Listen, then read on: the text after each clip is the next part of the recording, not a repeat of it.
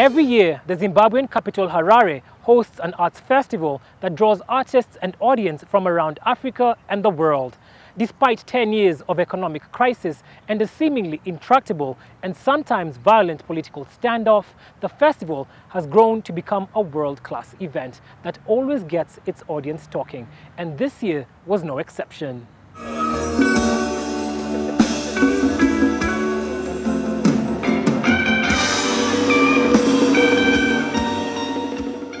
A corpse representing the nation of Zimbabwe is carried across the stage on the opening night of the Harare International Festival of the Arts.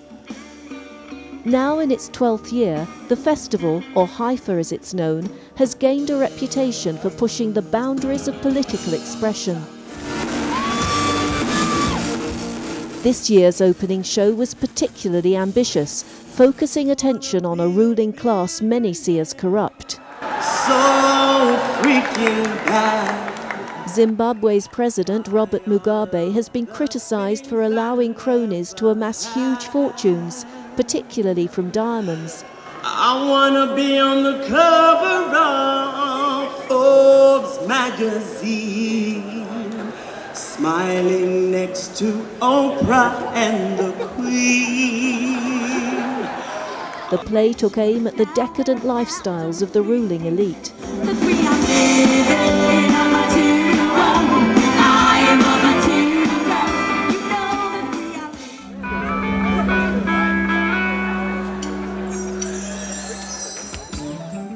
The theme of China's growing influence in Africa was strongly represented, not always favourably.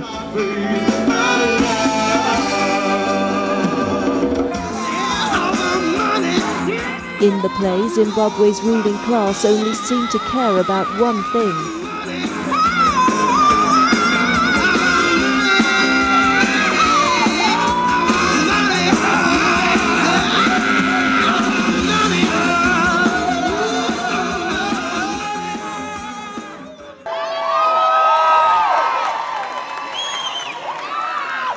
but finally the people rise up, and the evil spirit plaguing the country is driven off into the audience. I've got all my life to live. I've got all my love to give. The next day, much was made in the Zimbabwe press at the HIFA executive's visit to Harare police headquarters. The festival's creative director, Manuel Bagoro, says it was a routine meeting to go over paperwork. But he does acknowledge the opening show was designed to raise some eyebrows. It did raise some controversy. I mean, I think the opening show is always something that is difficult to pitch because we think of it as a temperature gauge for the artistic community and for audiences. You know, what are people worried about? What are they frightened of? What are they interested in at the moment? What are the things that are playing on their minds? Let's represent it in some way in the biggest artistic happening that happens at any time during the year in Zimbabwe. Plays in Zimbabwe must first be approved by the Board of Censors, but even approval doesn't mean a free rein. The cast of one acclaimed Zimbabwean play was recently arrested and released, then re-arrested and released again. Zimbabwe ranked 123rd out of 178 countries in Journalists Without Borders' 2010 rankings of press freedom. But for poet Albert Nyathi, artists can still get away with saying things others can't. I think personally, as a poet, I have been able to express myself in a manner that I wanted. In the past years, when things were tough and tense, I was able to say, hey, this is wrong, through my work.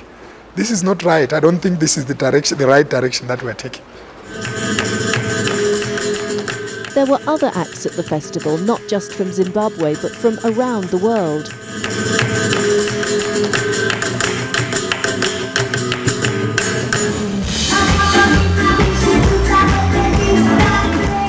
Headlining on the main stage, Nigerian-German soul singer Neka electrified the crowd.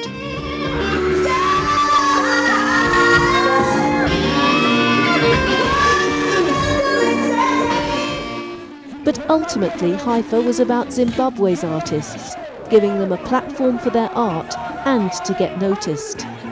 I think HIFA is a good platform. It offers a lot of opportunities. For instance, on my side, we managed to link up with a couple of festival promoters from like 16 festival promoters from Africa, and already we are starting to plan on we're planning on a tour of Africa, West Africa at the moment. So I think that all came through HIFA. I don't think if we didn't perform at HIFA this year, that was going to come about. With all 50,000 tickets sold, organisers say this year's festival was the biggest yet, providing a bigger platform for artists from Zimbabwe and around the world, and getting more people talking than ever.